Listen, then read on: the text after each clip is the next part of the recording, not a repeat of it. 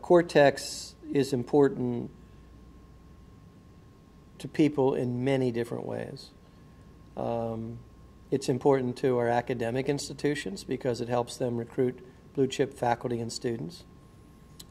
It's important as a revitalization tool for the city. It's important to the region because we can't contain all of the companies here. As they grow, they need to move out and populate the region. My view of what we're doing is that we are the seed reactor, and we are creating this enormous energy that cannot be contained in 187 acres, and that has to break out and burst out, and it has to populate the different communities and municipalities that we have around us because we can't contain it here. I believe one day you'll be able to stand on top of the arch, if you so want to do so, and look west, and you will see all the way out to 170 and 270, you'll see it filled with technology companies. The same way that if you fly into San Jose and you get in a car and you drive north to San Francisco 40 miles through Silicon Valley, you see technology companies all over the place.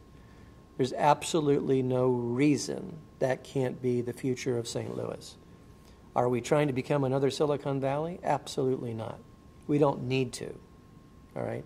We need to become uniquely St. Louisans, and we need to take the resources that St. Louis has and daylight those resources, the intellectual resources that we have, the creative resources that we have, and we need to support that, and we need to think outside the box.